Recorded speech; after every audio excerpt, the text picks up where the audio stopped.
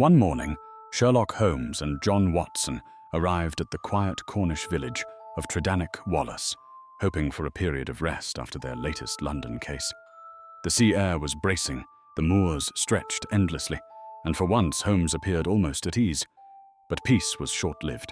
A whisper passed through the village like a chill wind. A local woman, Miss Brenda Tregennis, had died in the night, seated in her chair, her face frozen in a silent scream. Her three brothers, found in the same room, had lost their minds. Something terrible had happened behind closed doors, and once again, Holmes's mind turned from rest to mystery. Holmes and Watson entered the Tregennis home, a cold, stone-walled room filled with an eerie stillness.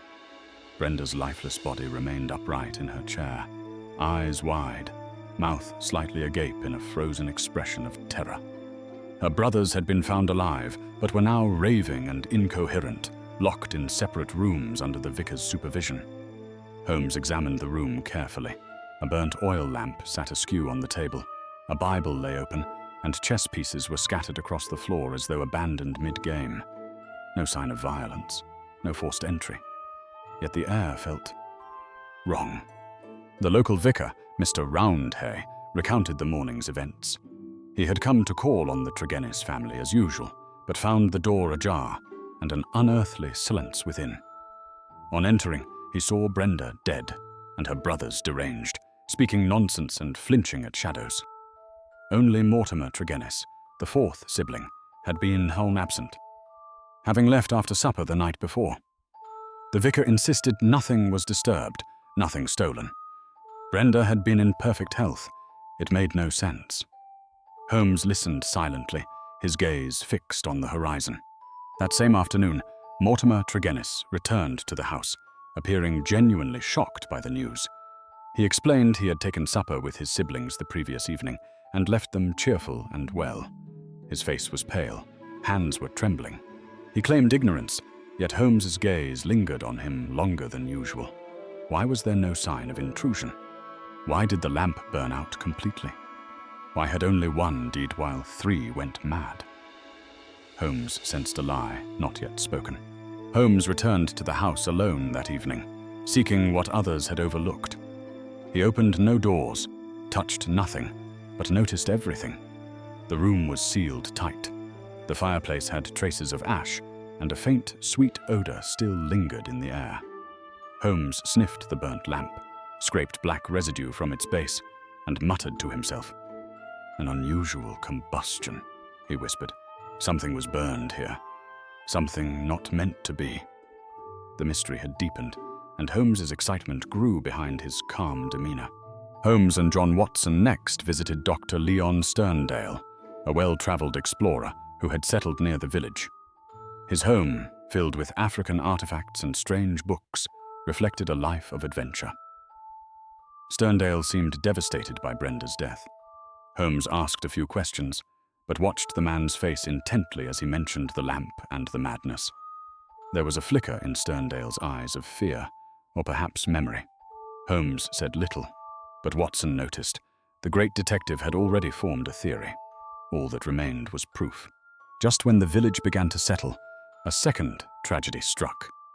Mortimer Tregennis was found dead in his study, eyes wide open, body twisted in unnatural fear. Holmes and John Watson were summoned at once. The windows had been sealed, the fire was long extinguished, nothing was touched. But the smell, it was there again. Faint, earthy, foreign. This is not madness, Holmes said coldly. This is mercy. This is murder. Deliberate and intelligent. The case was no longer a question of chance, but of cold, calculated revenge. Holmes analyzed the ashes from both death scenes. In each, he found faint traces of a fine red powder, unidentifiable by smell but reactive to heat. A substance not of England, he murmured. African in origin, perhaps botanical. Not a common poison, but something older, more primal. Holmes packed a vial of the substance, and in his eyes glimmered both fear and fascination. The answer was near, but it came with risk. To confirm his suspicion, Holmes proposed a dangerous test. He sealed himself and John Watson in a tight room and burned a portion of the red dust in a lamp. At first, there was only silence. Then came the hallucinations, twisting shapes, booming voices, dreadful visions. John Watson cried out and rushed to smash the window, dragging Holmes into the night air. Gasping, Holmes confirmed, "It induces madness, but not immediately. Long enough for someone to witness their terror." Holmes sent for Dr. Sterndale. The explorer arrived composed, but Holmes met him with fierce eyes.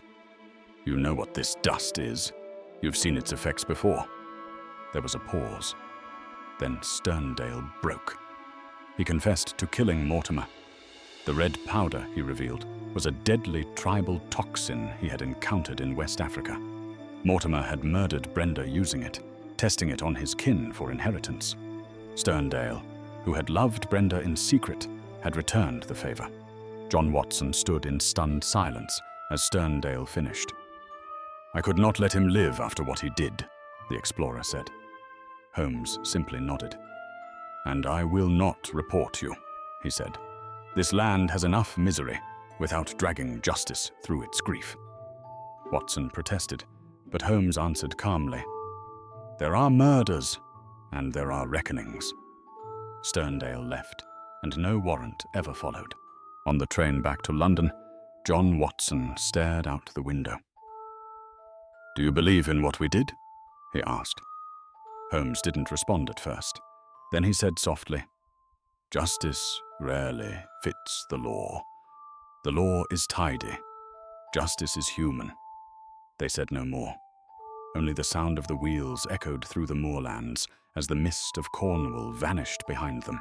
This was not a tale of clues and codes. It was a story of grief, revenge, and silence. Sherlock Holmes knew the limits of reason and the depth of pain. Sometimes the greatest mystery lies not in the method, but in the motive. And sometimes mercy is the sharpest tool in a detective's hand.